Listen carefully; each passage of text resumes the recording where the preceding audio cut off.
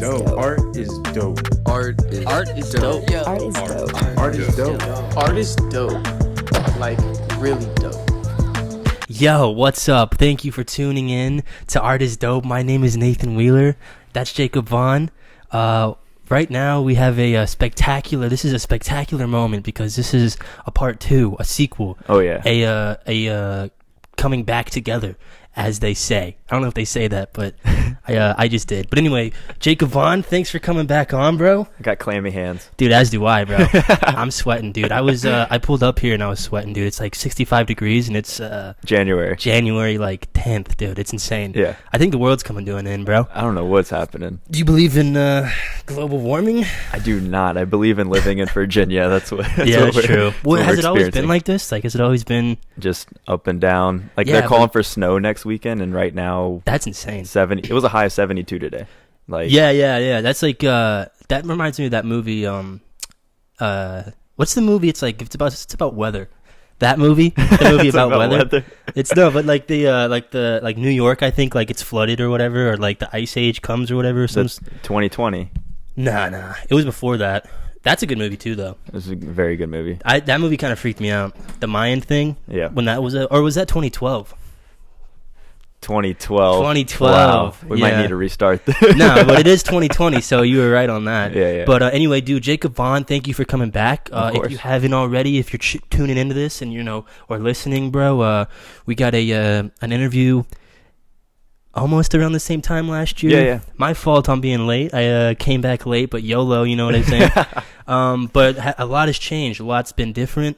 It has. A lot of progression, would you say? Or definitely. how do you compare from where you were this time last year? It's crazy because I was banking on you asking me that question because Boom. before you got here, I watched Art is Dope, the part 1 with Furst and Vaughan. Yes. It was on Christmas Eve last year. Very good episode. Go check it out.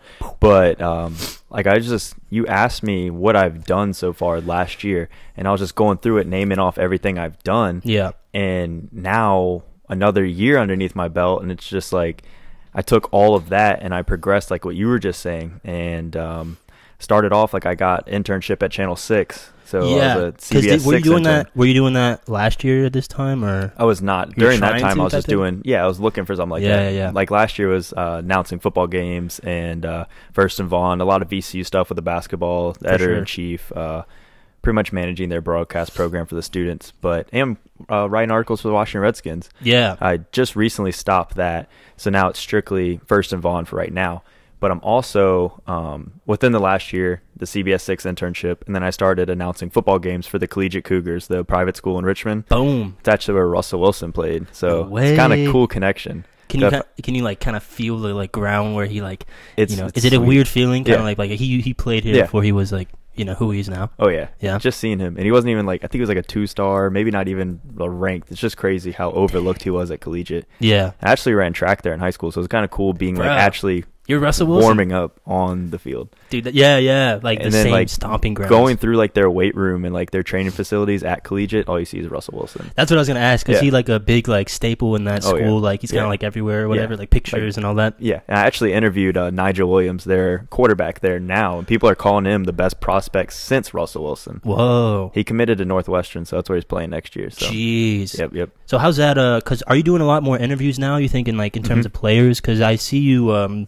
We'll link everything down below and everything where Furst and Vaughan. But you've been putting in the work in terms of I have interviewing been, a man. lot of prospects. Cause I think it's gonna be gnarly. Cause I think, dude, one day like one of these kids might like be on some like Russell Wilson stuff or like Yeah. become like Lamar Jackson or whatever. Yeah. And like and you could say like, dude, I interviewed Yeah. them before. That ever happened. Do you ever Oh, think yeah. about that? Yeah, or? like finding the prospect. But Yeah. I mean, not to toot my own horn or anything, but I kind of Toot it hope that away. it's the same thing, but for them. Be like, oh, Yeah, he yeah, interviewed yeah, me. yeah. Like, Exactly. but either way, it's still a cool concept. Yeah. Even now, right now, I did 22 interviews this season alone. That's awesome. Crazy work. I'll get to that in 1 second. I Yeah, did yeah. so the 21 interviews. There's an interview coming out this week, coming up, that I just did yesterday actually. So that went very good at Thomasdale, Darius Sterling. But also at Thomasdale, I was getting ready to say, like we already talked about, Nigel Williams Yeah. at Collegiate. He's going to Northwestern.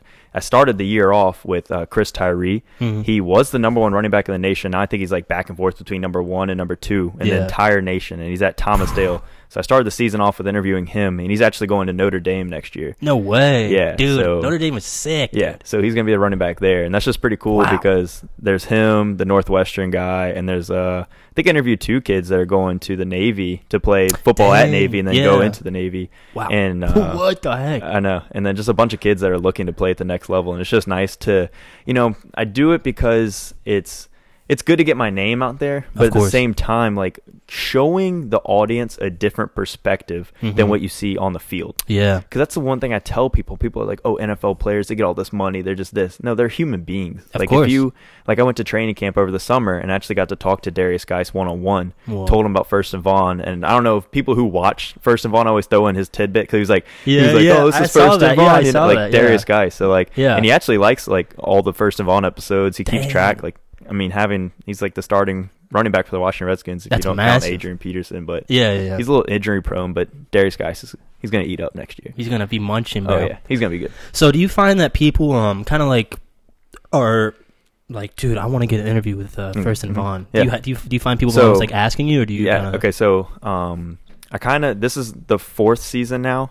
Starting season 3 was last year. Yeah. And I started off, I did like 3 or 4 interviews just to play with it. Kind of like, at first I was going to high schools and just being like the football background, at Powhatan High School, so-and-so. But then I was kind of like, oh, you know what? I need to start doing high school football players, building my name. Because, of course, I want to reach the top level of being like NFL Network, Fox Sports. Yeah. The end goal is to work at NFL Network. Like, that's a dream of mine.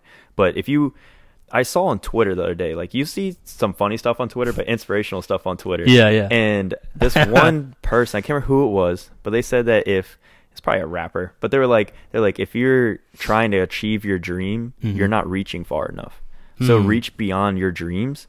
And ever since then, Colin Cowherd has his own show on Fox Sports. He started off as a radio guy, and now he has a slot from 12 to 3 every weekday with Joe Taylor. I watch it all the time, and they crush it. And he has his own show. It's called The Herd.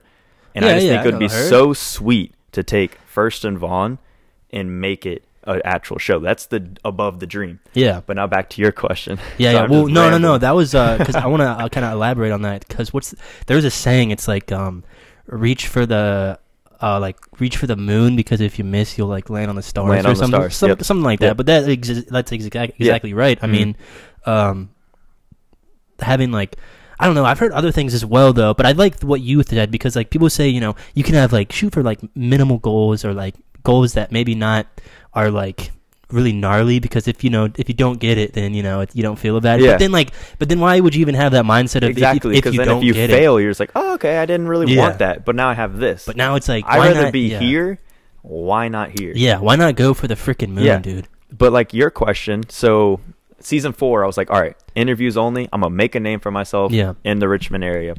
So I got a good, I think it was like week 6, because I started August like 17th was Chris Tyree. Then I went Douglas Freeman, Chris Pidell. Week 3, I went to Powhatan and so on. I just kept going to all the big schools in this area. And once I did 2 back-to-back episodes at Midlothian, Brian Davis and Christian Chambers. Very good interviews. They very good kids. Yeah. Love them to death.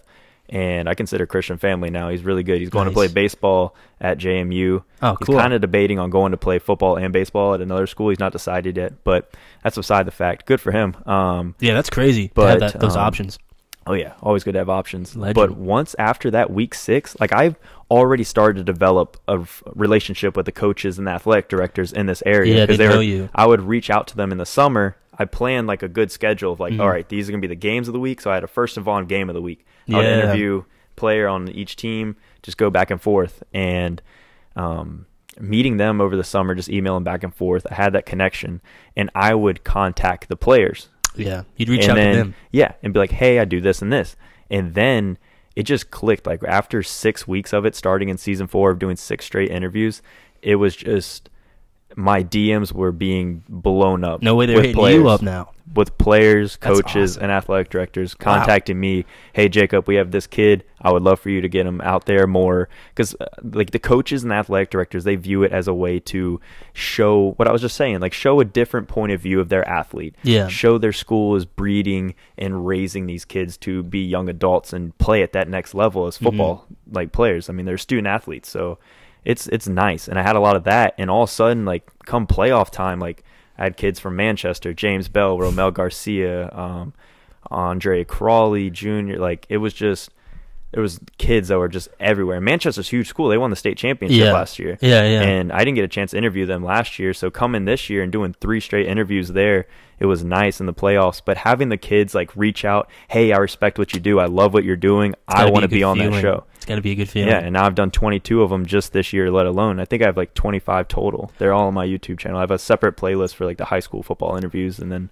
it's probably got to feel even better because it's all under your thing. You're not really this is not under someone else that you have to work for. You have all the control over everything. You have all the questions you can ask, all the edits you can do. It's all under Furst. That's exactly when I was interning at Channel 6. I was showing them all that, and they're like, Jacob, this is crazy. Because I don't know a lot of people know this, but I'm going to say this. It's Art is Dope, so this is exclusive interview stuff. Exclusive. But I have never taken a single journalism, broadcast, or any type of class that involves writing or being in front of the camera. Anything that involves what I want to do. You learned it all in the field. I'm a sociology major. And a minor in American studies. Yeah. And I've been writing for the Washington Redskins. So where do you announcing the football games? So how did you learn all of this? Was it just going through like trial by fire? You kind of just like fail, and then eventually you kind of like you just like hit this thing where you're like, dang, I got it now. Like it just clicks. Yeah, I mean, yeah. So, like I was saying, when I was because no major in any type of communication, not a single nothing. class, public speaking, none of that. Like, not even in high school. Yeah, and so when I was at Channel 6 and I was showing them the Furst and Vaughan, they were like, wow, this is really good. Like the production level, you're writing, you're editing, you're doing everything that people learn when they're like 30, 35. And I'm already doing it on my own weekly and putting together a product that's worth watching. Yes. Like I'm not... quality content. I try my best, and I'm not making it to get subscribers or likes every week. I'm trying to make it content to get me to that next level. And that's the number one thing. It shows that I'm good in front of the camera. I can communicate. I can interview. I can write my own stuff. I can check my facts of the scripts. Like I can put together a whole, pretty much what they call it, like a news package. And I did that at Channel 6, where you would take the interviews, you would log the video, choose the snippets, put it in, get a little B-roll, all that stuff. Can we talk about your time at Channel 6 for a little bit? Yeah. How did you stumble upon that, and kind of take me through what that experience was like, and was it beneficial to you? Yeah, it's life-changing. Yeah. I thanked every single person that I came in contact with. It was literally, without that, like, I know I would still have a future, but that raised my confidence and it boosted my skills and my craft. Yeah. To get help from professionals each and every day, to watch them work and how they critique and how they work together as a team and build the product of Channel 6. Yeah. And because you were behind the scenes of like everything. But I was going in, they said that I was doing more than any intern's ever done, and that stuck out to me. That's and awesome. I was doing so much that eventually I got asked to be like an assistant to Bree Sison. So I was helping her log her video, call people for interviews, help her out with that Channel 6. And it was just nice because she took me underneath her wing, and she was like, wow, I'm really amazed at what you do. And it was just nice because she's incredible, and I look up to her, and she's forever going to be a reference of mine. Of course, yeah. I had her, Greg McQuaid. He does the morning show, and he's a great storyteller. His news packages are amazing. His franchise piece is I Have a Story, and he goes around and he finds like creative characters that have a story, and he tells it in a news form, and it's amazing. Yeah. But it's funny because I met Bree because they wanted me to be like assist her with stuff and help her out because she does a lot. She does a lot. She's been around. She's done a lot of sports stuff too. Even she won an Emmy for a story on the Boston Red Sox winning the World Series. Emmy. So, yeah. That's crazy. Channel 6 is flooded with Emmys. It's crazy. It's amazing. And you were there. Yeah. That's insane, dude. Yeah. Like I think that's so sick that you got all this, you have all these tools and you have all this stuff to your just like advantage. And then the fact that you're kind of like using that in your own way, like, with storytelling or like editing or whatever. Exactly. That's amazing. Putting that pieces in, like now I'm still going to continue to do the Furst and Vaughan interviews, but I have 4 projects that I'm currently working on that is going to show what I learned at Channel 6 and put it into sports. I'm going to show that I can do more. I want to be known. I feel like I'm making that path to be known as the football guy. Right. I have a lot of that rep, like, oh, Furst and Vaughan, Mr. Furst and Vaughan, or they'll contact me with fantasy football and stuff. But like, I need to show that I can do anything and everything. You want weather? I got you. You want to go cover a news story? Got you. Breaking news? Got you. So what do you think? What did you learn while you were at this established Emmy-winning award-based news program? Because I mean, what did you gain from it? You think? I gained a lot of experience, and I gained a lot of traits in the news industry that I never thought I would learn or get to see behind the scenes, hands on. Like I lose sleep over the grind. Like I want to make it so bad that I'll literally stay up all night just thinking of what I can do or how I can make myself better. And getting the internship like kind of showed me a path that I need to be on. And it all started, like I was just talking about Greg McQuaid. My dad serviced his car for 25 years at 25 years at Hyundai.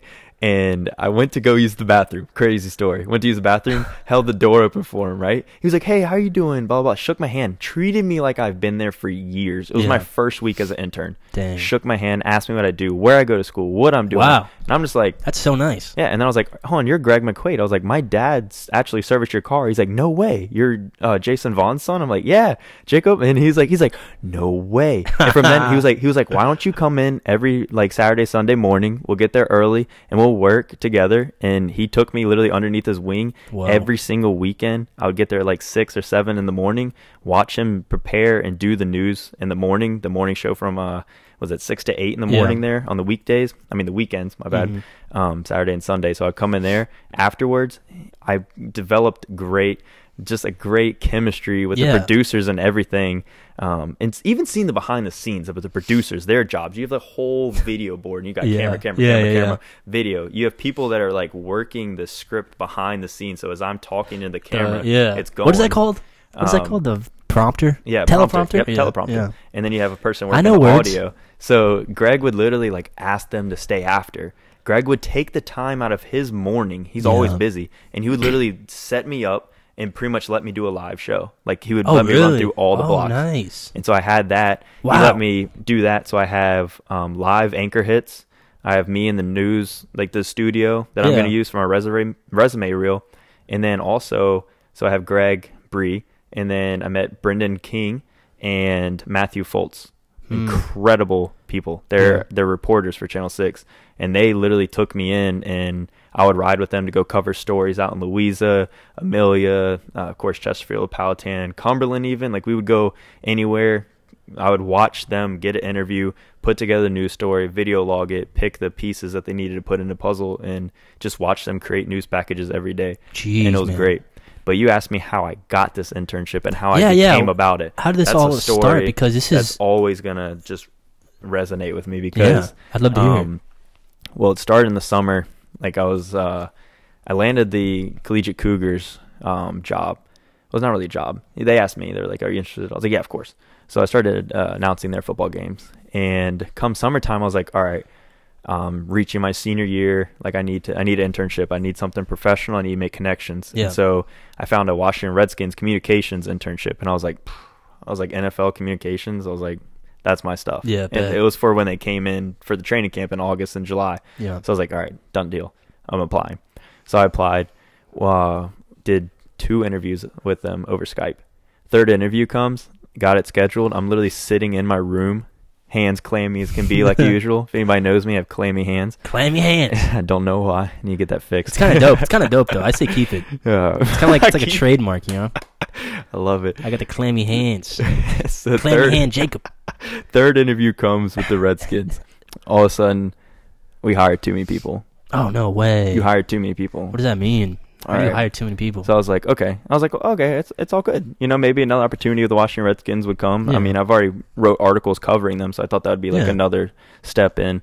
But hey, that didn't go the way I wanted to, and so I was like, as is life. Yeah, exactly. That right there. As I'm getting older, I'm now learning what my parents taught me. Like like you always want to stay a child, of course. And like I remember being a kid, you're like, oh, I want to grow up, I want to be an adult. Yeah, you're like, no, yeah. enjoy being a kid. And that's not what I'm learning, because life will smack you in the face, but it has better outcomes as you get older. Yes. And that's what I've learned with not getting the Washington Redskins one, because I was freaking out. I was getting down on myself. I got really negative, and I was just like, it's a bust. Like, is this what I want to do? Am I doing this right? Why did I not get that internship? I was like, I live in Richmond. I have all this stuff that I said in part 1 of Art is Dope. Yeah. And so I was like, you know what?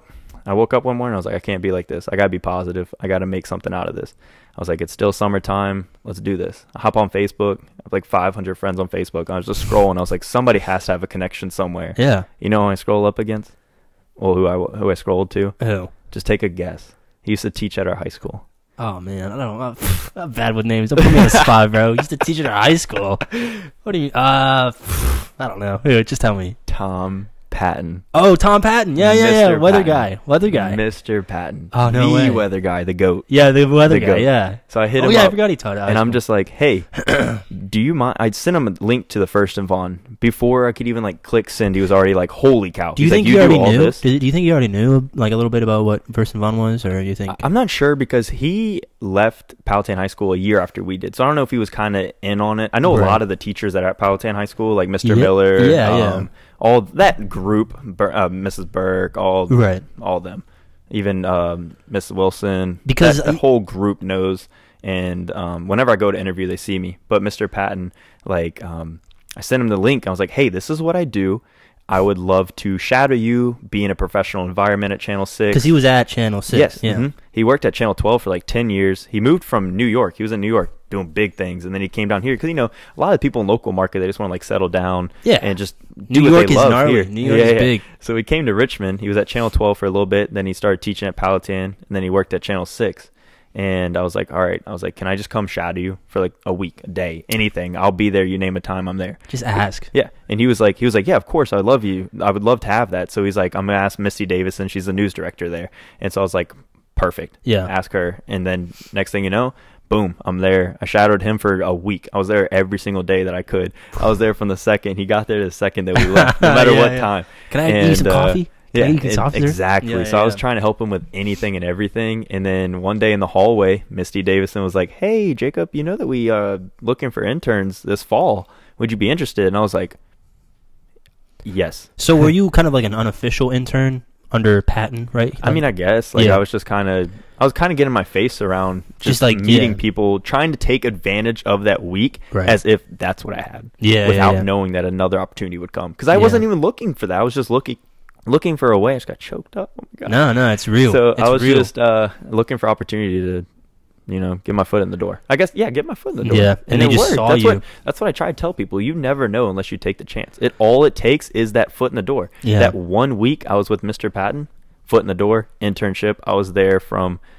started in September, ended mid-December. Yeah, and you just got to ask. Yeah. I think a lot of people might, including myself at some points, but you're just, like you said, you were kind of like down in your luck. You're like, man, what am I doing? You hit kind of a wall. You kind of hit this like barrier, but then you just ask. You know, I mean, it's like the worst someone can say is no. Yeah. And the fact that you just asked and he was like, yeah, heck yeah. And it's good as well, though, because you had this like really solid amount of like content kind of built up for, that's kind of crazy, dude. It's like almost like it was building up to this moment of asking, and it kind of just like was given to you. It was like, boom, here you go. The funny thing is that he knew about the Furst and Vaughan. He loved it. He watches every week. And that's crazy. He That's wanted to awesome. see how many people would start to figure out at Channel 6 what I did locally for the sports, like high school football. Yeah. And he was like, don't say anything. He's like, let them figure out. And every time he saw me in the studio, he would be like across. He'd be like in the like studio. I'd be at like the news desk or like helping somebody with a news package. He'd be like, Mr. Furst and Vaughan. He's like Furst and Vaughan. He'd just be like all the time whenever he sees me. That's like, great. Patton's the man. Well, He's that's awesome. that's so sick that in like it's such a small world, dude. Like, It is. How do we know Patton from? Like, how do we went to high school dude, and he's a people teacher? People love it because I call him Mr. Patton. Like I respect. Oh, yeah. I respect. Dude, and, I like, still they're call like teachers. I'm like, yeah, he used to teach at my high school. He's like, what? Patton was a teacher? Yeah, like, dude, that's so nuts. I think that's so you were just kind of like shadowing him, and then someone saw your work or like saw your hard work or your kind of like drive. Patton's just been like, Jacob, plug. Yeah. I love it. I love him to death. So what do you think it takes to I don't know. What do you think it takes to like be able to ask someone that? Because some people might be, nervous or like kind of have that step. Mm-hmm. They might see something that they want or are going towards, and then maybe they've hit this wall or hit this kind of like this downtrod of like, man, is this really worth it? What would you tell those people, like if they were in your position at that time? I guess I could use an example because I'm about to start applying to big sports networks and stuff, and so I'm just going to keep reaching out, send emails to people, and LinkedIn. I use a lot of LinkedIn. LinkedIn, I'm on yeah, there. it's a good app. Yeah, and Gucci Man's on LinkedIn. I'm not even joking. That connects me with a lot. I have not connected with Gucci. You gotta get his LinkedIn, dude. It's Gucci. Yeah. So I just keep going at it. Yeah. Like, you can't stop. If you are determined and you work hard enough and you're putting, like, Furst and Vaughan, I'm confident in that. That is my heart and soul. Like I said, I'm not doing it for subscribers or likes. I'm doing it for content. Right. And a lot of people give me good feedback. Like, it's watchable stuff. Mm-hmm. Like, it's not just, oh, he did an interview. Like, it's like I reach in and I kind of connect with them.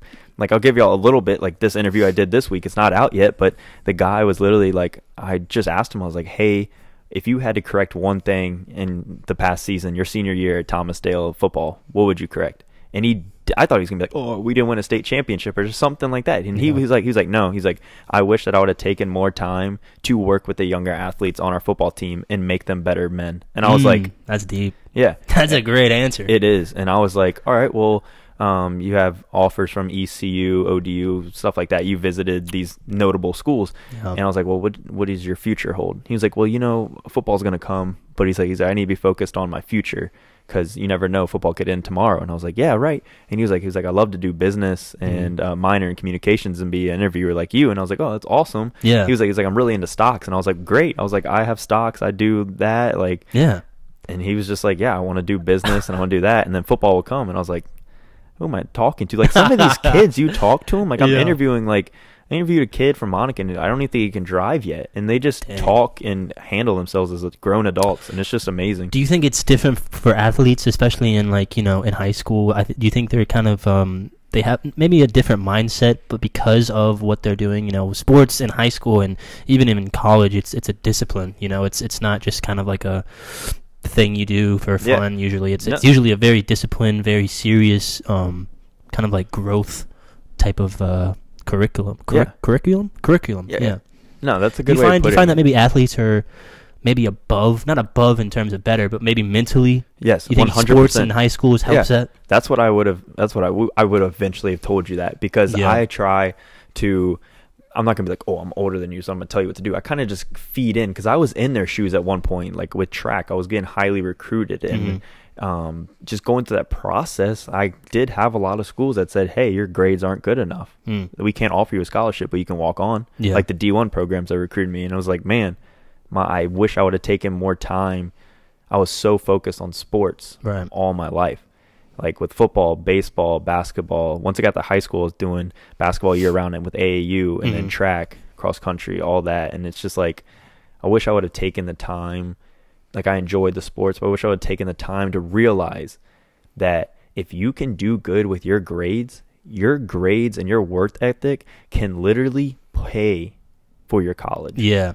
Like, to put that in it was just so crazy when people are applying to schools in high school, like colleges, and they were like getting denied from these schools. And I was like, wow, I can't get in those schools. But then I realized that there's different programs for a certain major people. Like, I was so focused on sports, I never took the time to actually dig deep into a college and recognize they have different programs and stuff like that people want to, like, people are getting denied from engineering or just stuff like that requires a lot. And interviewing these kids now, they're so focused on building their surrounding pieces and then letting the success come. Like with the sports, like Christian Chambers, he's a great kid, and he's, like I said, he's going to play baseball at JMU. He's kind of undecided if he wants to go to another school to play football and baseball at the same time. But like, he has that, but he's built up. He has this great family, he's very popular because he's a well-known kid, but he's great respect, and he has like the classroom traits I keep trying to tell these kids, and all of them have it. And it's just amazing. Like the kid I was telling you about, Darius Sterling, like I just interviewed, was telling me all about how they got a new principal, and they're about, like, the principal is teaching these kids one-on-one that it costs $0 to be nice. Like, Yeah, respect everybody, and this Right. world's a better place. That's facts. Mm-hmm. I like that. Do you think it's probably hard to?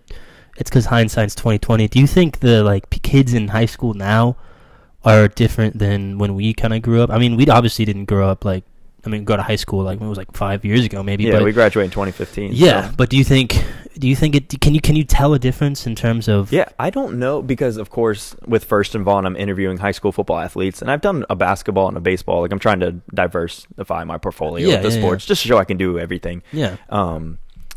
And like, I'm just trying to figure out how to put it into words of the older generation looks down on the younger generation because we have all this technology and all this accessible stuff to help us advance, I guess you could say, or That's true.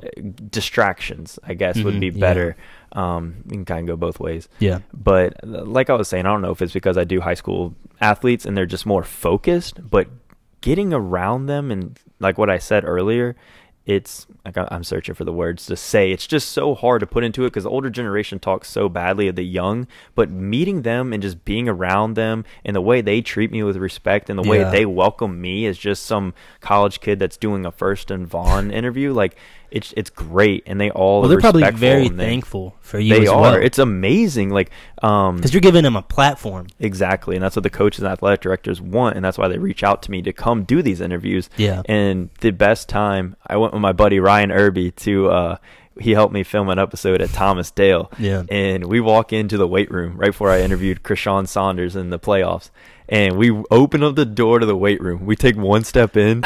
The whole weight room's like, Furst and Vaughan's here. No Furst and Vaughan. Furst and Vaughan. They're like, who are you? Yeah, they're like, who are you here to interview? And I'm like, and everybody's like, this is Furst and Vaughan, I was like, man. That's crazy. That's got to be a good awesome. feeling. It's very nice. And I'll get it out in public. I cut my phone off yesterday when I was doing the interview. I usually do, because each episode of Furst and Vaughan, I hope a lot of y'all watched it, but I do a good intro. It's like a 10-second intro. I'm like, welcome to another edition of Furst and Vaughan. I'm Jakob Vaughan here with more local high school football coverage, exclusive interviews. Yeah. Today we'll be doing blah, blah, blah, and interviewing whoever. And this one kid came up to me after I finished. I saw him out the corner of my eye. He was just watching me from a distance. And when I stopped, I reached over, cut my phone off. 'Cause I do it all on my phone and I do everything on my own. I just kind of talk in front of the camera. And he comes up to me and he shakes my hand and I'm like, hey. He's like, you liked one of my posts a while ago. And I was like, yeah, I did. I totally remember. I did. And he was like, no, I'm the kid who does all the cool edits and stuff. And I was like, yo, cool. I think his name, I can't remember his name. I'm not good with names like you unless I know you. But I knew his face. And I was like, he was like, bro, I love the show. He was like, I love the content. He's like, I love the interviews. He's like, I watch every week. And then he was like, Mr. Furst and Vaughan. He came up to me and shook my hand. I was like, your stuff's good too. He edits pictures and stuff. He'll custom, he'll take a face of a football player and edit it to where it's a cartoon kind of cool. Oh, sick. Retro vibe. Yeah, it's very nice. yeah. But yeah, it was just cool. Kids will come up to me and they'll just, even when I'm out on the field, interviewing, I think it was Midlothian. I think it was Brian Davis. We were interviewing on the football field, and players were leaving practice. Yeah. And they're like, oh, Furst and Vaughan. He's doing a Furst and Vaughan interview. Or Monacan, I guess. Monacan is very very big school, just like Thomas Dale. So you do an interview, people know right away. Yeah. And it just bam, views. And the kids are so well known because it's such a big school. And having I did Kaiwan Pettis, and he came right after practice. I scooped him up out of practice. Yeah. Went to the interview on the field. All of his players were walking by and they were shouting Furst and Vaughan. They know what's going on. Yeah. It's fun. I love it. I really do. That's really dope that they know who you are and they almost feel like they have a connection with you already, which is exactly. Because who knows, maybe another, a Jakob Vaughan will be born out of someone watching you doing that. Maybe. And it's just what we started the show off with and what we talked about in Art is Dope Part 1 with Furst and Vaughan. It's just building my name locally. Yes. And that is what I'm working on, and that is what I am trying to achieve. And it's so sick that you said that last year, and it's it's happening right now. Last year I told you that was my goal. And now it's happening. It's awesome. Yeah. So who do you because you don't just interview anyone. Who do you research into what player you want to talk to or who you want to reach out to? How does that? What kind of work goes into deciding who you would like to talk to? Yeah, well, before they started reaching out to me and contacting me through Furst and Vaughan and my personal pages, it was kind of just figuring out asking previous players I interviewed, hey, and do you know anybody in the senior class or a rising junior that's really good? Yeah. But most of the time, just being on Twitter and like I said, developing the relationships with the coaches, former players, current players, ADs. You have their Twitter, Yeah. so as you're scrolling through the feed, you'll see them retweeting or talking about a player. Like, I think the biggest one was Romel Garcia from Manchester, their quarterback. He was very big on Twitter, and then when he ended up reaching out to me, I was like, "Yep, I'm there. Yeah, of Yep, course. let's do it."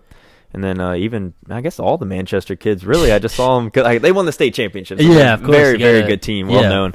And so all three of them, James Bell, Romel Garcia, and Andre Crawley Jr., all three of them were just big on Twitter, and then they reached out to me and I did the interview. But like you said, just it was doing the research really, and Yeah. just like I said, it's all about making my name in the local high school football picture kind of like I knew what was coming. I knew who I wanted to interview. I knew Christian Chambers would be there. I knew that Chris Tyree was a rising senior, #1 running back in the nation. I knew that was my #1 objective. Yeah. I called the coach. He called me back. I was at work. I think I just dipped out. I was like, I got to take this. Of And course, boom, yeah. Coach Tucker, hey, I want to interview Chris Tyree. He was like, all right, when do you want to do it? I was like, let's do it after practice one day. He's like, perfect. I'll get him ready. Dang. Boom.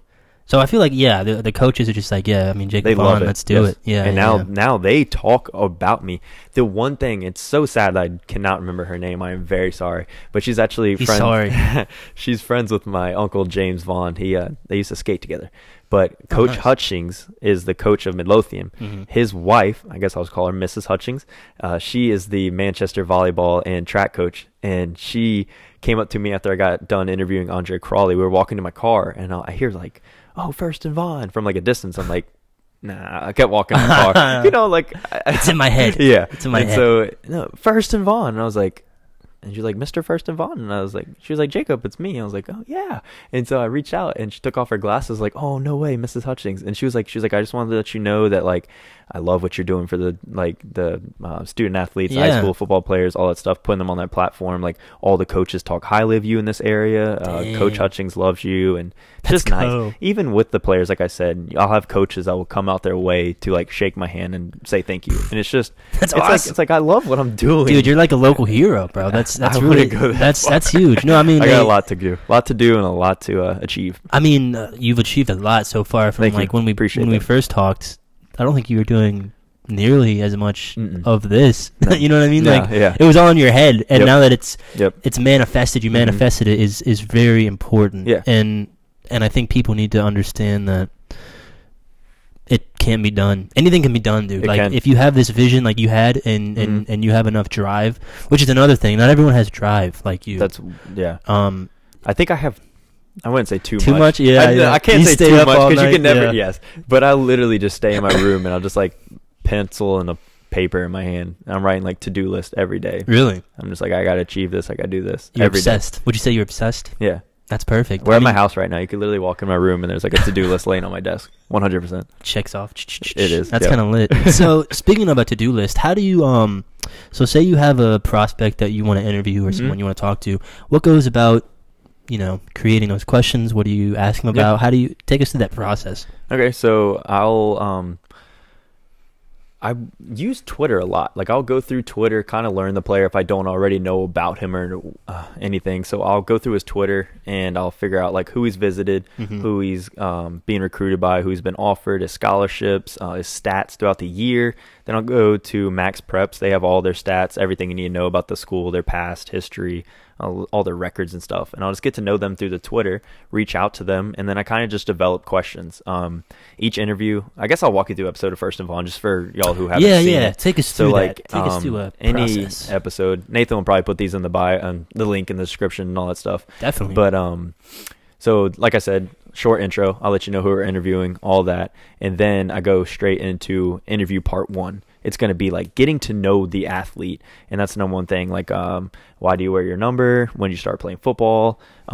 Anybody in your family used to play football? Or what is your drive behind football? What are your goals for the season? Are you looking to achieve anything like state championship, all that? And then part 2, like I said, I'd do a Furst and Vaughan's game of the week. So it'd be like a Manchester versus LC Bird, week 2 of the playoffs. And I'll be like, all right, so LC Bird, all they like to do is run the ball now. They're not the powerhouse they used to be. How do you think you can take advantage of that? And like, so part 1 is just kind of introducing the athlete. Part 2, we get into game time. Yeah. So do you have it? Do you have them to where maybe they're more specific questions based on who to that athlete and that school, that team, who they're playing that week, or like I try to make it a week, like I do it every week. I do an interview every single week, so it's just like I just got to keep up with all the high school football in the area, and I got to know that. Is that fun? Is that fun for you, keeping up with that? It is. It's different because I know I can tell you anything about the NFL because that's my love and that's what I've grown up on. Like I did not watch cartoons growing up. I said that in part 1, but I literally was strictly football. I could tell you anything, like high school hot, like height, weight, all that stuff. It comes natural and I love it. And I like even at Channel 6, like what you're saying, like what did you learn? It's just like Greg would be like, all right, go in front of the camera, we're about to do this whole show, and I'd just be like, all right, get my tie straight, and the prompter would roll, and I would just.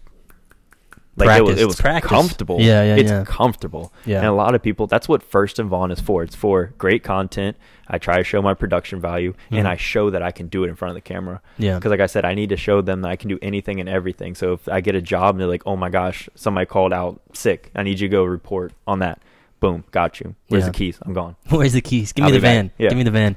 So, what was that one guy you had where he like you had like you had him like throw in the the OneV challenge. Yeah, talk about that. Yeah, talk about the OneV. When did that come about? And explain what that is. Okay, so the OneV challenge, because that's great. That's really clever. Yeah, so I used that for the regular season. The regular season high school football is 11 weeks. 10 weeks you play, 1 week you have the bye. But for me, I did all 11 weeks. So I started in the off season. Like I said, I always have a pen and a paper, and I'm always just thinking, what can I do to make my name bigger, my brand bigger, make myself better? And I was like, you know what? I'm already reaching the student athletes and the high school football players on a good level, a personal level, getting to know them off the field. I was like, you know, it would be better to connect with them even more and make Furst and Vaughan even more fun, even more looking forward to. Yeah. So like, you know what? So my dad and I, we built that board, and it folds up in the back. Yeah. That is awesome. Folds up in the back of my car. And it's like a board that it's like a, what is it? It's like it's got holes in it. Yeah, so there's 3 holes. There's 3 on the top level, and then there's a little frisbee slot because I have a Furst and Vaughan frisbee. And like the board, I forgot about the frisbee slot. The board was awesome. So I set that up, and then we would go like 10 or 15 yards out, and you would get 5 throws and 1 frisbee toss. Frisbee toss was the jackpot. That's automatic W. Yeah. And the other ones would just be like whoever could beat me. So I would let them go first, and then whoever lost had to do something. So I started off, the first person to do it was Christian Chambers, and then I did Brian Davis, and it just kept going. And I know Brian Davis is like the funniest one because like he was so hype. He was like, I'm about to show Midlothian why I need to be QB1. There you go. And, rep it. Yeah, and he was slinging them, but I ended up beating him. Did he make the frisbee? Yeah, no, I did. I got good with it too. I don't even know how. Oh, you're cheating. You made it. I got home field advantage. You're cheating out here. But no, it was fun because like Brian Davis, he did push-ups, and then I lost to Nigel Williams when I did collegiate. Had to do pull-ups in their gym. Taiwan Pettis, I made him do bench presses for losing, and just funny things like that. Didn't someone do a backflip or a front flip? Dude, that was last year. That was Neil Richburg from Midlothian last year. Check that episode out. You did a freaking backflip. This man was like, because last year at the end of every episode when I interviewed the student, I was like, all right, we need to do something different. Yeah, totally. So like, because they all love, like I got them every episode. This is Furst and Vaughan, you know, like that gets people so the trademark, just that saying. This is Furst and Vaughan, you know. Yeah, Furst and Vaughan, you know. Like that's lit. In season 3, we would just be like, oh, this is Furst and Vaughan, you know, and like throw their helmet or their pads off or just run off or just do something like that. But this kid looked at me and he was like I'm gonna do a backflip. And I was like, you're gonna do a what? I'm gonna do a backflip. I was like, how many takes do you need? Like, are we good? And he was like, I'm gonna get it. First tee. Yeah. And then he cranked out another one. He was like, I want to do another one. I was like, okay. All right, dude. You don't have to flex that hard, dude. You can do a backflip. No. That's lit. That's cool. You should have done like you ever done a backflip on the play, dude? Freaking asking that dude, hey, you ever done a freaking backflip while throwing a freaking football? pass? A Dude, football? there's a lot of people who can do a backflip and catch the ball while they're doing backflip. Like That's they'll backflip, nuts, catch, dude. land. Yeah, no, that's nuts. Have you seen any like freaks, like athletic freaks in high school that you're like, whoa? I mean, like, has That anyone I've interviewed or that I've seen? Yeah, like interviewed. Have you interviewed like any freak athletes, or maybe seen? Dude. Maybe because I know there's got to be some crazy athletes in high school. Yeah, because I mean, I do all this while working full time and going to school full time Yeah. and doing everything else. Like it's Furst and Vaughan, it's announcing the football games, it's writing the articles, Yeah. it's the VCU stuff, and the working full time, the school, all that. And I am going out, and I would try to get to games on Friday nights to like see the talent and report on it live. 'Cause I do a lot of stuff at Javon Sports on Twitter. I'm always trying to. I'm reading stories constantly. I'm trying to report on the NFL, local sports, anything I can. So I go to the schools on Friday night to watch the game. In week 1, like I said, I interviewed Chris Tyree. Week 1, they played Cosby High School. This kid was like Lamar Jackson on the football field. It was like MVP. his feet are so quick. It's like Barry Sanders. Chris Dang, Tyree, he that's was just crazy. like it was like a human joystick. Like I create my player. Yeah, on my Madden. player. Yeah, I'm my player. Like it was just amazing to see because everybody's like, "Oh, you got to see Chris Tyree. He's the fastest high school athlete in the nation." Dang, dude. And when I went to interview his teammate Darius Sterling at Thomas Dale yesterday, he was out there practicing track, like I think he was doing like a 4x400 and like 200, like just the relays. Like he was like practicing the stick and it was like bam, stick. Yeah, I was yeah. like, whoa, that man's quick. That's I gotta think be- He runs a 4.36 as a senior in high as school. a senior in high school. 4.36. in high school, bro. Man's That quick. doesn't make any sense. He played in the Under Armour All-American game last week. Oh, really? Yeah, so that's like top notch. I mean, like I said, he's back and forth for number 1, number 2 running back in the entire nation. In the nation. Yeah. Yeah. Right So- here in Chester. Yeah, like right down the road. Thomasdale, yeah. Right down the It's road. like type 30 thing. minute drive. You know? Yeah, that's insane. Yeah. So what about when you're announcing? What do you enjoy that? What does that come in terms of Furst and Vaughan announcing? What do you Announcing kinda, is just so. Like I said, I keep going back, but you got to watch part 1. It was very good just to see our growth. You Yeah, know what? totally. I meant to say this at the beginning. You might have to put this at the beginning because I wanted to say this. I was waiting for it. We're kind of doing, now since you just had your birthday, I can finally say it in public. I'm a big Billie Eilish fan. Billie Eilish, really? Billie Eilish. I'm a big fan. Okay. But she did, I think with, Okay. what was it? Vanity, I think it was. She did like a interview, like a 3-part interview of Yeah. like each year and just seeing her Oh yeah, growth. yeah, I saw that. So right now we're on the 2nd year. Next year we'll do another do one, another and one. we're just gonna watch the growth of Artist Yeah. Dope and First and Vaughan. Put 'em That's side what by we're gonna side, do. side by Yeah. That'd be cool though. Yeah, Yeah. yeah. No, Yeah. I saw that. That was funny. Yeah. So She's like, I have just- Drake's number. Yeah. Yeah. So just like looking back on last year and the growth that I've had. Were you doing the announcing last year? So I was doing, I did for Hanover County football. Like it was just like a little league, and I was just Yeah. kind of getting my feet wet. And so I Right. was doing that, announcing the basketball games at Mhm. VCU, being the editor-in-chief Yeah, of their yeah, program, Rams Review, doing WVCW radio, the sports program, the Aftermath show every Thursday night, being on the radio live, announcing the basketball games live on the radio, streaming Yeah. it, just getting my feet wet and all That's that, sick. the play-by-play and all that. So sick. And so getting the Collegiate Cougars job, that was big Mhm. because it's more than just announcing to the crowd. It was actually set up just like this, where I had my own, it was a mic attached, and I would literally have my stuff set up just like you did, and I would have it set up, and I would literally broadcast through, I think it was Rydell app. I don't know if I pronounced that right. There's an app, is Wayne Live Radio in I think it was 107 or something like that. Like I was Mhm. literally broadcasting to a FM station, and like I was on That's the radio sick. and That's app awesome. and That's streaming awesome. through like their radio station Yeah. while broadcasting to the crowd. And it was just really nice being like at the collegiate. Were you by games. yourself? Yeah. It was just you? Whoa. Yeah. First game I was with this guy named Bill, very good guy. He's an old guy, but he's a veteran, Mhm. and he kind of just taught me how they did everything and how it worked. Yeah. And then he gave me the equipment bag and was like, "Here you go." And so I Oh, here you go. So I announced like 2 games at Collegiate, and then I went to Benedictine, and then I went to Fork Union, announced those football games, Mhm. and I love it. It's a different concept Yeah. because I like to talk about football, and I'll broadcast anything. I love it. Like football is in, like, I got ice in my veins. It's in his I got veins, football folks. in my veins. It's in his veins. I really do. And so how do you prepare for that? How is that? Exactly. It's kind of just like an interview, but you have to it's prepare. live, though. Yeah, it's live, and you have to take it play by play. So really, it's kind of like preparing for an interview, but instead, I'm preparing for any outcome. Yeah. So like, I have to be prepared for. Oh my gosh, the best game was at Fork Union. It was Collegiate Fork Union. It was to get into the playoffs. Like, Collegiate had to win it to get into the playoffs. Yeah. It went into triple overtime football.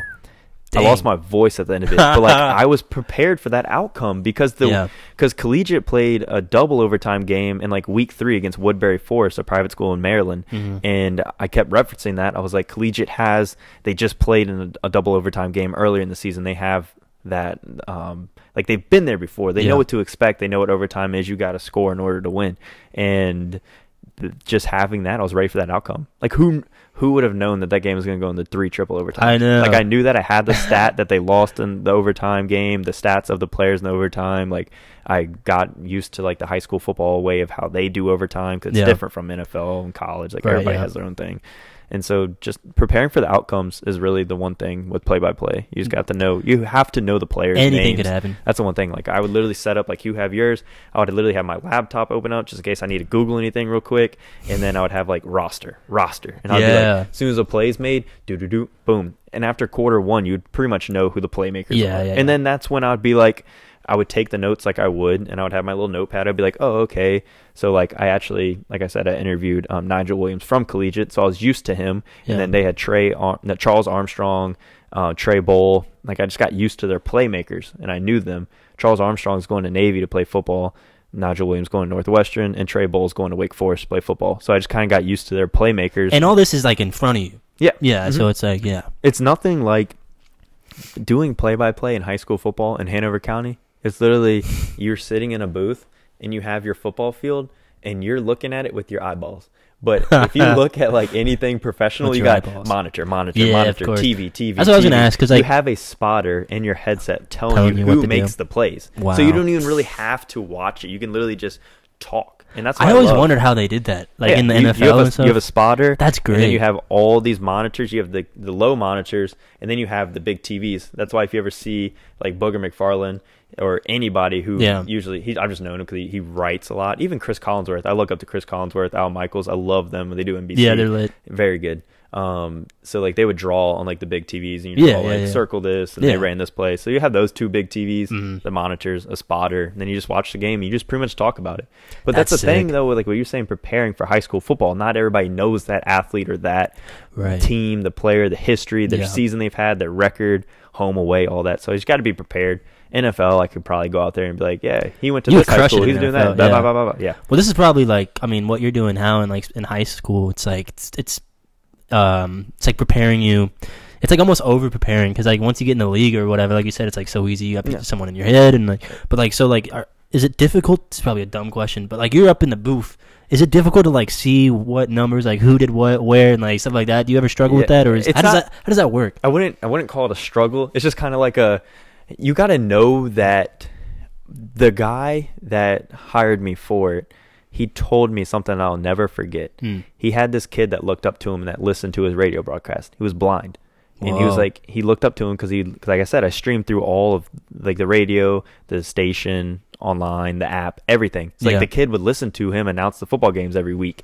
And he told me, he's like, he's blind. He can't see the game. So you need to announce a football game like somebody is just listening. Whoa. And you need to give them the experience that they want to be seeing. Yeah. And he said that, and that hit me. I was like, all right, I need to tell this game, like, the people who are listening, they are going to know exactly what's going on. You can see it in their head. But you can use that to your advantage because you're on the radio and you're announcing.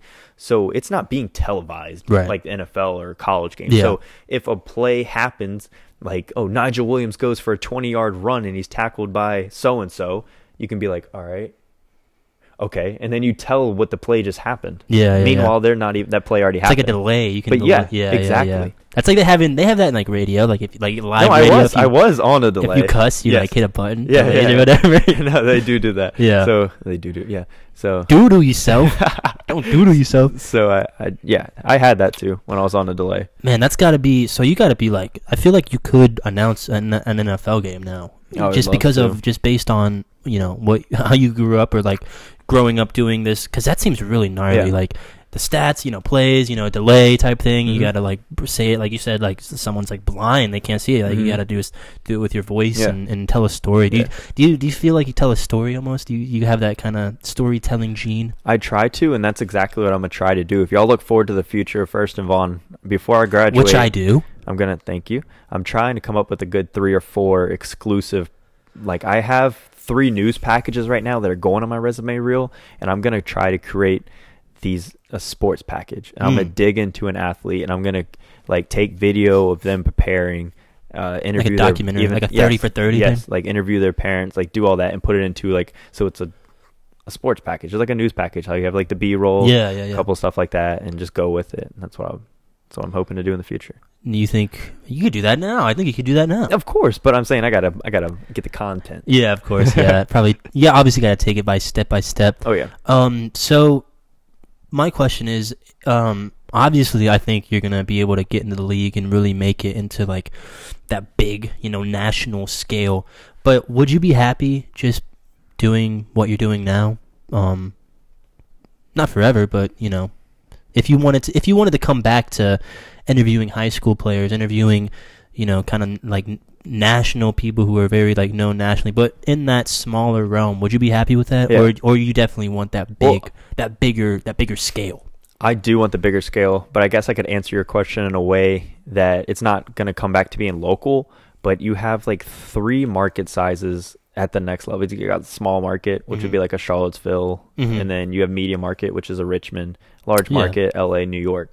So with the experience that I'm building and the resume I'm putting together, like I said, Furst and Vaughan is not for likes or subscribers. It's for my progression and to show news directors and sports directors and GMs and owners of companies, wow, this kid can go in front of a camera, interview a kid he's never met, put all this together, edit it, boom.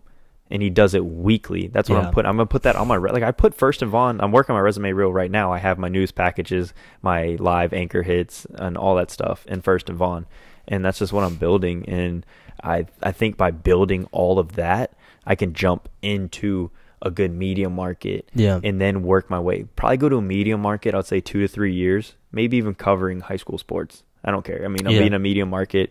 I would love to do covering professional sports and then move into a big market. So I'll probably get each contract for a small and medium market's like 2 to 3 years. Okay. So I'm expecting to like come May, I'm gonna graduate from VCU, and I'm expecting to already have a job land and I'm moving. I'm gonna graduate, celebrate, and then I'm ready to get into it. You're ready to go. Mm-hmm.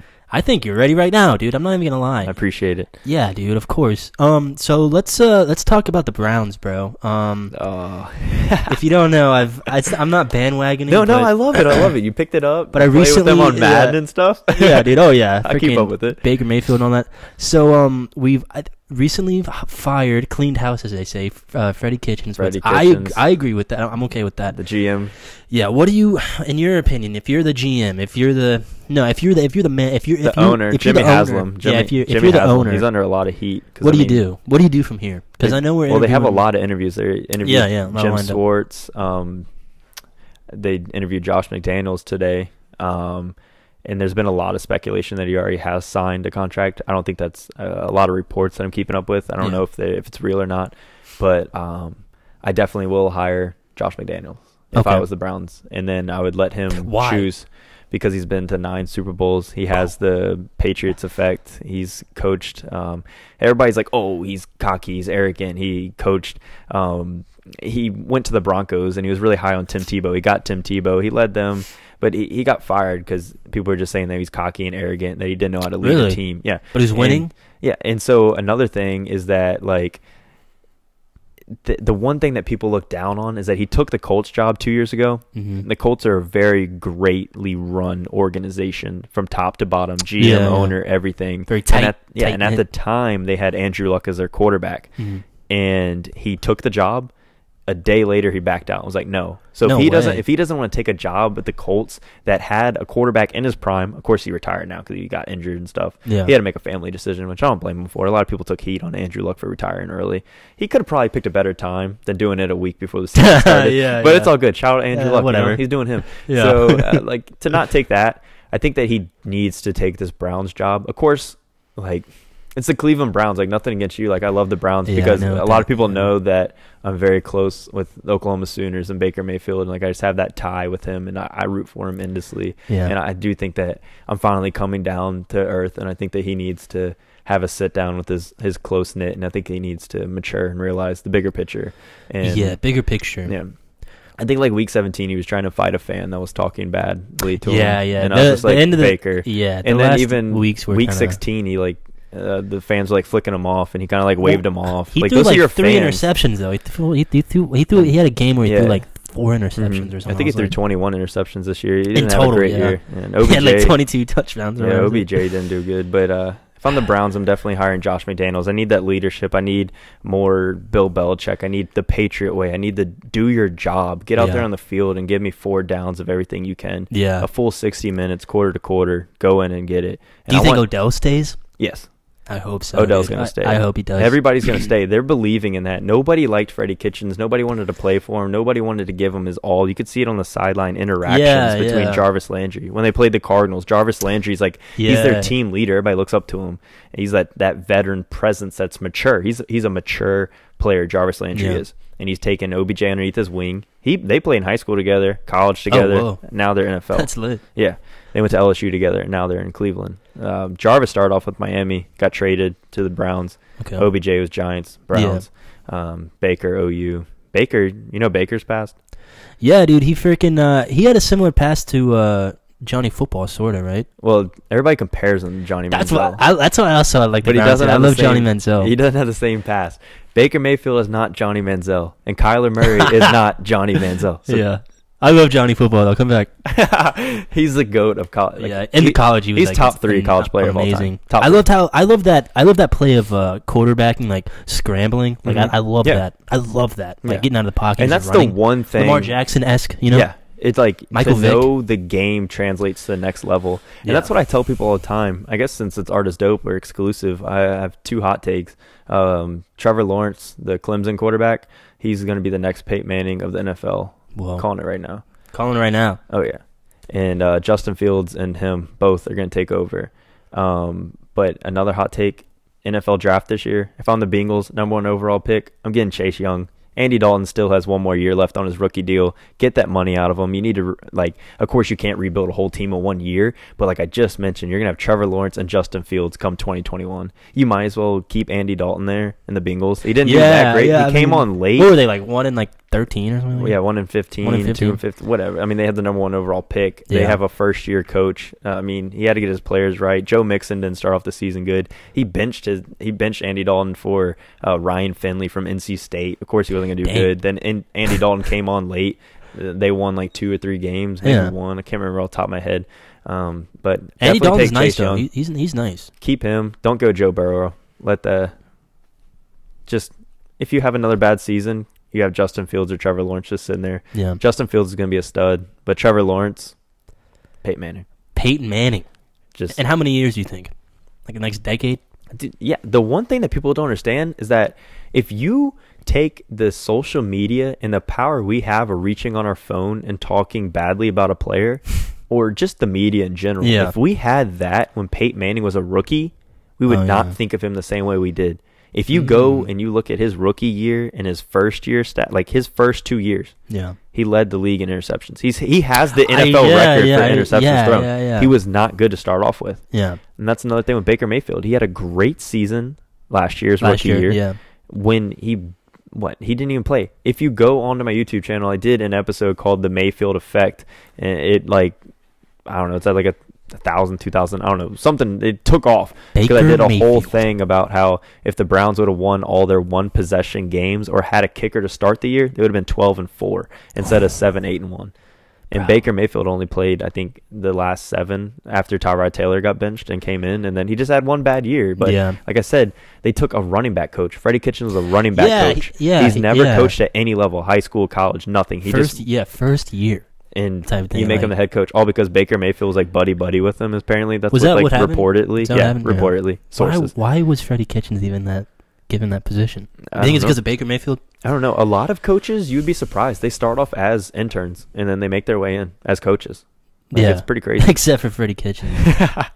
I'm glad they got rid of him, man. I Oh, mean, like you said, I don't think the chemistry was there. No, I feel like and that's why everybody Chubb wants to hated stay him, there everyone- one yeah. more year. Yeah, one to more prove year. everybody Yes, wrong. Yeah. yes, Because dude. everybody was like jumping towards, like, you pick up OBJ and Olivier Vernon and a couple other players, like notable names, Yeah. Sheldon Richardson, and everybody's like, oh, Super Bowl. But like, you can't, like, think about it connecting basketball. If anybody watches basketball, you know, it might be connecting to a different audience. Like, Yeah. take LeBron James, Dwayne Wade, and Chris Bosh. Oh yeah, Right First away, year. you Not had one, to, not yeah, two, not three. they had to get that chemistry. Yeah, that's true. Yeah, It's all about. I feel like chemistry is like half of the game, dude. 100%. If you might have like a really nice team, Yeah, but like the if you locker can't, room, that's a big thing. The Once locker a room, yeah. coach loses the locker room, it's Yeah, over. no Nobody wants respect. to play for it. Yeah, respect. No That's the respect. number one thing. Yeah. no one respected Freddie. Dude. No one. He's back Not in the even kitchen. Jarvis Landry. Yeah, dude, he's back in the kitchen, dude. I'm glad he's gone. Hey, you know who's staying though? Who? You mentioned kitchen. Who? Baker Mayfield. Bro, he's about to, dude. Give him a flag. Freaking, he's gonna. Do Oh. where did he do that at? That was Ohio awesome. State. Yeah, that was. I remember seeing that. I didn't know who Baker Mayfield Yeah. was at the time. I was have the like, picture in my room. It's signed by Baker. no Mayfield. way of him Yeah. with the flag Yeah. and like, dude. I have every Baker Mayfield jersey. No way. Yeah, I want to go get him. You might need to, dude. He's. Scoop him real quick? I really like. I like Baker Can we Mayfield. get a pause dude. intermission? Yeah, let's do intermission, bro. Get those jerseys out All real right, quick. all right. That's fun. We'll be right back. All right. Yeah. Thanks for coming back. We're gonna wrap this up, but I do want to see this picture that Jacob has of Baker Mayfield. Boomer sooner. Scoot in a Explain little bit this. More. Show the arms. Show the arms. Explain this. Yeah, yeah. Okay, so this is Baker Mayfield at the Ohio State game planting the flag in Ohio State because they beat him, and they were talking mess to Baker. And after the game, he did that, Legend. and very legendary. Yeah. And it's signed. Baker Mayfield. Oh, my gosh. You good? Intermission got me. We were crying during the intermission. Choked I'm up. just so thankful for Nathan Wheeler and Artist Dope. No, yeah, thank you, and that's Yeah. a great picture. Appreciate Thank it. you Yeah, of course. for coming back Yeah. on, bro. This was great. Yeah. This is Dude, First and Vaughn, you know? This is First and Vaughn and Artist Dope, you know. Yeah. But congratulations on all your Part success, two. dude. This Yeah. is huge. I don't know And, if you want to shake my hand again because intermission, I got a little even Clammy more clammy. Can we hands. get a look at this? Zoom in on this, Nathan. Can you if see can. the? If you Yeah, we'll zoom in on that. Edit this and zoom in on the glossiness of these hands. I'll give shake your you- hand regardless. Hell yeah. How about that? All right, Give me thanks for hands. tuning in. Thanks for everybody. Hey, part 2, go check out part 1. Yeah, More and- stuff on the way from Artist Dope and Mhm. First and Vaughn. Yeah, and go look Stay up tuned. First and Vaughn and all Yep. that. Thanks again for listening. Artist course. Dope. Everyone's dope. And Appreciate it. we'll catch you next time. Peace. Yes, sir. Dope. Art is dope. Art is dope. Art is dope. Art is dope. Art is dope. Like really dope.